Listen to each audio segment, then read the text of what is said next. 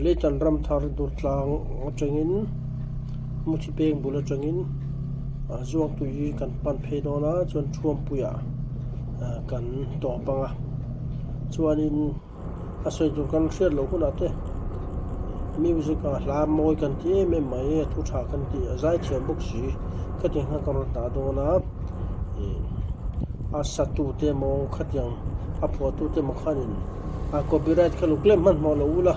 ti kha khan ngen du chawa I an thiam kan chen nal kan tia mina pon ngai thabe she kan tia chuma chen vor la ra khatyanga zau zon zo ka an hla pathe la the ni ko ri tu se kan tia wangin ti han kan theito zawin kan ti dar don an ya chuma chen copyright ka lo claim lo famula ti kha kan ngen du chaw ni kan nom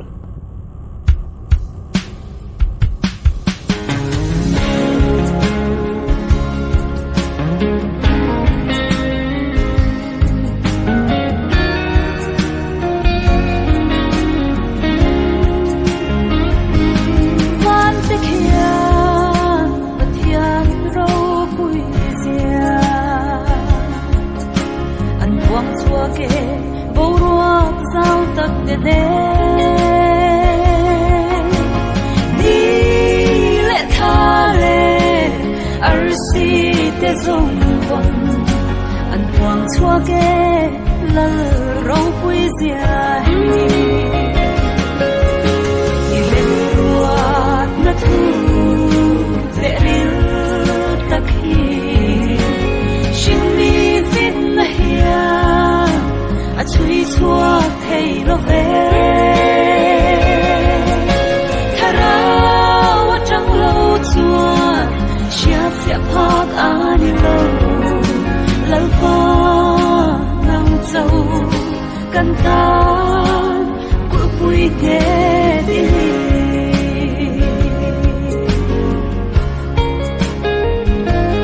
sing khovar ani lo chua chua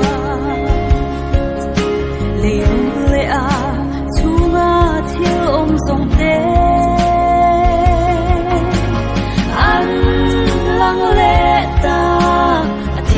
siam song song te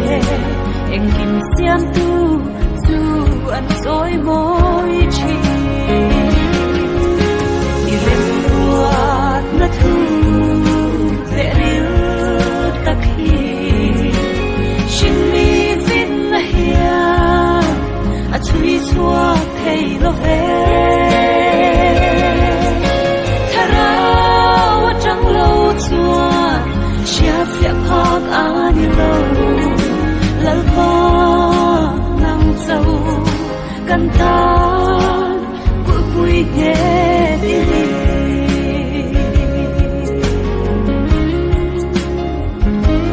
ki pui le tui fin riat phong ve chung ko pui ri le chim va zam te chua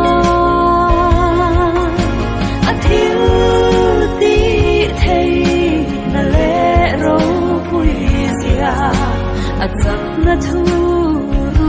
an quang non chi ilem ruat na thu ve ril tak hi shin mi vin na hia a chui chua thei lo ve thara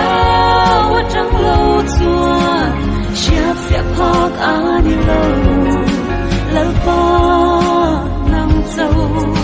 kan ta ku pui te di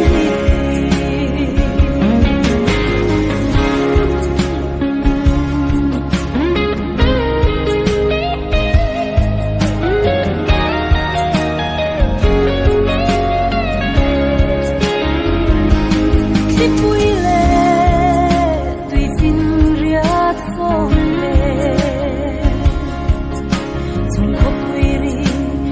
chim ba zam te chua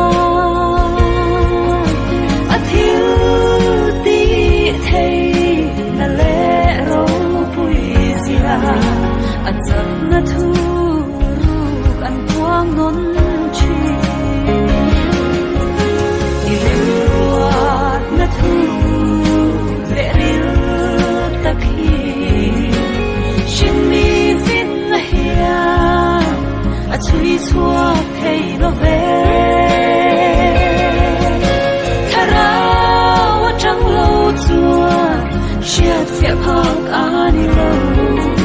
lal pa nang châu căn ta của bụi ghé đi lal pa nang châu căn ta của bụi ghé